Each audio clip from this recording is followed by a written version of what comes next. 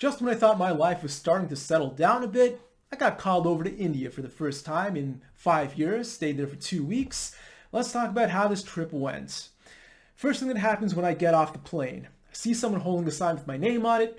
At first I think it's a taxi being reserved for me, but it turns out I was randomly selected for a COVID test, so I had to take care of that. They made me pay for it, and then I meet up with my mother. We get in the taxi. First thing you see when you drive out of the airport, the slums, as filthy and disgusting as ever. You know, at that moment, you are back in India. So basically the theme of this trip was paperwork. I have a large extended family in India, and because of that, when people pass away, sometimes things get left to me either through wills or through the legal system. But if I'm not physically there to take care of business, stuff in the best case just does not get done, and in the worst case, people just actively try to steal it from me because they're under the impression that I'm not going to fight back. So at least I have to show my face there once every 5 years or so. So I'm out there collecting papers, filling them out, submitting them, going to government offices where the moment they see that I have an American passport, they're expecting bribes, knowing that as an American, I probably have more money to spare, and also I probably have already booked a ticket out of the country. So if they just stall and refuse to work or think of excuses not to work, then eventually I'm going to cave in and pay them. They'll just look for every little excuse to do nothing, saying, oh, well, your spelling mistake over here, or the margin over here is about half an inch too narrow, or your size for your photograph is a little too big.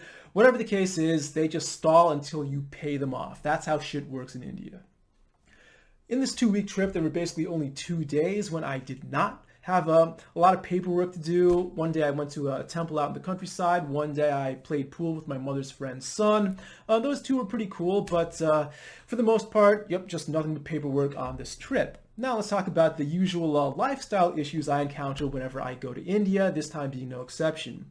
I do not speak any of the local languages. I was there with my mother, who, although she has been a U.S. citizen for over 40 years now, she still speaks the local languages fluently, so she's speaking Hindi, Gujarati, Marathi, whatever else is necessary to get around the area. And even though in theory it's possible to get around India just knowing English, I just leave everything to her. So on one hand, it's kind of relaxing, and on the other hand, it's kind of irritating knowing that I have no control over my life and she's making all the decisions on my behalf.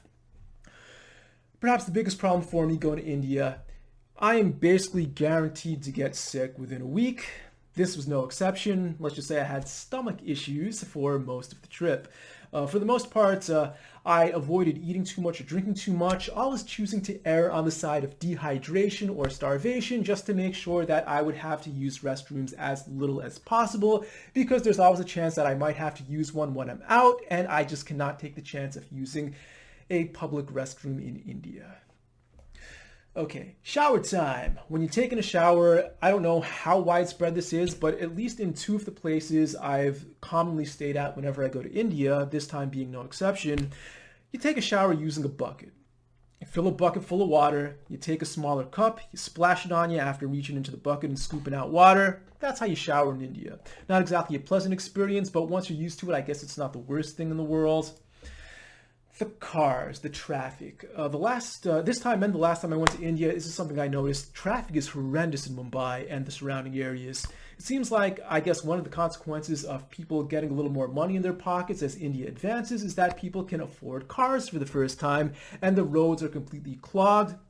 They honk non-stop. They drive like maniacs. It is fucking awful to be on the road there.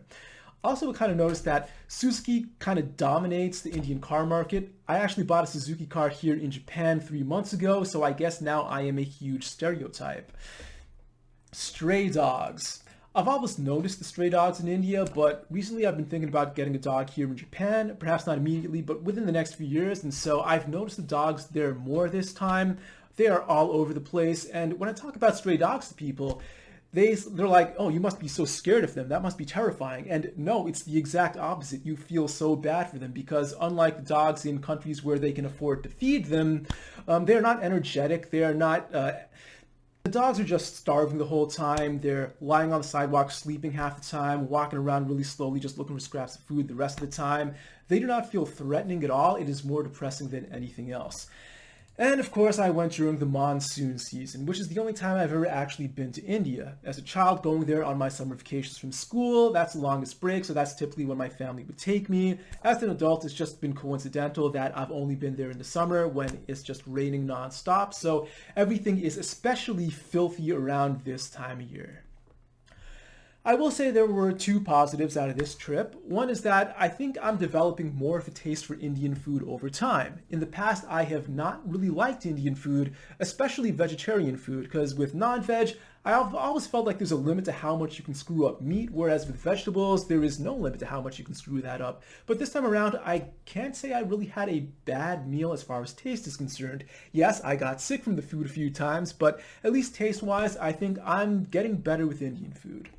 And lastly, another good thing about this trip was that a lot of the people I expected might put up a fight or might not at least cooperate with me fully in trying to get my paperwork done were actually really cooperative this time around. So I'm very thankful for that, and I was able to take care of all the paperwork I needed to up until the last day I was there, but at least I got it done. So that's my trip to India 2022.